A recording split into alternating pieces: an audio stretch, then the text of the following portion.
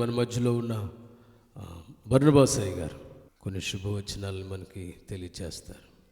Happy Christmas చెప్పండి ఒకసారి అందరూ. అంతేనా?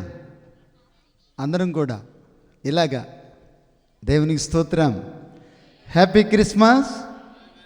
ఈ యొక్క ప్రత్యేకమైన సమయంలో మనం క్రిస్టమస్ని ఎందుకు ఇంత గ్రాండ్గా జరుపుకోవాలి అంటే, క్రిస్టమస్ యొక్క ప్రాముఖ్యత మీకు నేను చెప్తాను. అంటే నాకు తెలిసింది. క్రిస్టమస్ అంటే దేవునిని ఆరాధించుటని గ్రీక్ భాషలో నుంచి తర్జుమా జరిగింది. దేవునిని ఆరాధించుట. క్రిస్టమస్ యొక్క ప్రత్యేకతలు 2-3 విషయాలు మీకు చెప్తాను. క్రిస్టమస్ని ఎందుకు మనం ఇంత గ్రాండ్గా జరుపుకోవాలంటే, యేసుక్రీస్తు పుట్టిన తర్వాత, హలో, యేసుక్రీస్తు వారు పుట్టిన తర్వాత డేట్ వచ్చింది. క్రీస్తు శకము, క్రీస్తుకు పూర్వము. యేసయ్య పుట్టిన తర్వాత క్యాలెండర్ వచ్చింది, డేట్ వచ్చింది. అటువరకు డేట్ లేదు, క్యాలెండర్ లేదు. ఇది ఒక ప్రత్యేకమైనటువంటి ప్రపంచానికి సగర్వంగా యేసుక్రీస్తు పుట్టిన తర్వాతే క్యాలెండర్ వచ్చింది, డేట్ వచ్చింది. ఒకసారి చప్పలు కొట్టండి. లేకపోతే ఈజ్ నాట్ దేర్, డేట్ లేదు.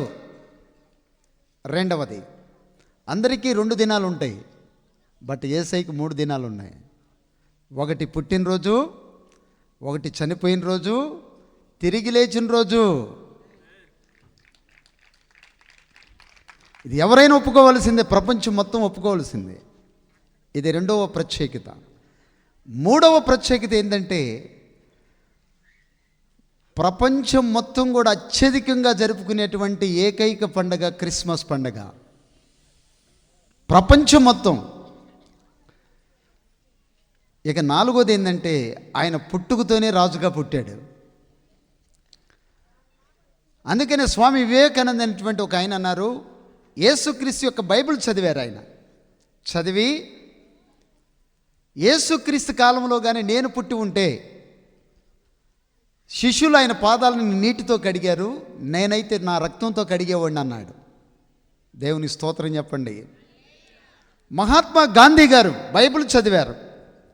ఈ లోకానికి ప్రేమను పంచింది ఎవరైనా ఉన్నారు అంటే అది జీసస్ క్రీస్తు అని చెప్పాడు ఆయన. వీళ్ళందరూ కూడా చాలా ప్రముఖులు.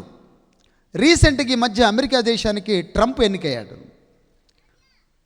ఆయన ప్రపంచంలోనే ఒక ముఖ్యమైనటువంటి వ్యక్తి. ట్రంప్ అమెరికా దేశానికి ప్రెసిడెంట్ అయ్యారు. ఆయన విలేకరులు ఒక మాట అడిగారు, మీరు ఎంత ప్రసిద్ధి చెందిన వాళ్ళు సార్, ఈ ప్రపంచ దేశాలన్నీ అమెరికాకి దాసోహంగా ఉంటాయి, అగ్రరాజ్యం, మీరెంత గొప్పవాళ్ళు అని చెప్పి ఆయన అన్నప్పుడు, నేను గొప్పవాడిని కాదు, యేసయ్య గొప్పవాడు అన్నాడు. అందరూ చప్పలు కొట్టండి. ఇది ప్రముఖులు దేవుని సన్నిధిలో చెప్పినటువంటి చక్కని మాటలు. నీలి ఆర్మ్స్ట్రాంగ్ అనేటువంటి ఒక ఆయన ఉన్నారు. ఆయన చంద్రమండలం వెళ్ళొచ్చారు. ఆయన అడిగారు, ఏమని, మీరెంత గొప్పవాళ్ళు సార్, మీరు చంద్రమండలం వెళ్ళొచ్చారు, మీరెంత గొప్పవాళ్ళు సార్ అంటే ఆయన ఏమన్నారు తెలుసండి, నేను గొప్పవాడిని కాదు, పరలోక రాజ్యం అని వదిలిపెట్టి భూలోకానికి వచ్చిన యేసయ్య గొప్పవాడు అన్నాడు. స్తోత్రం, హల్లెలూయా. The last one. ఎంతోమంది చీకటి జీవితాలను యేసుక్రీస్తుని హృదయంలో చేర్చుకుంటే వారి జీవితాలను వెలుగునిచ్చేటువంటి ఏకైకమైనటువంటి గొప్ప దేవుడు మన యేసయ్య.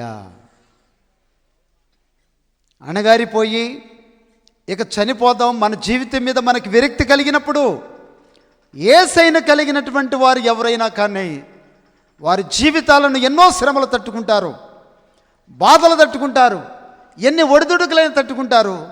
వారి జీవితంలో వెలిగించినటువంటి ఒకే ఒక ఆశీర్వాదకరమైనటువంటి పండుగ ఏదైనా ఉందంటే యేసయ్య.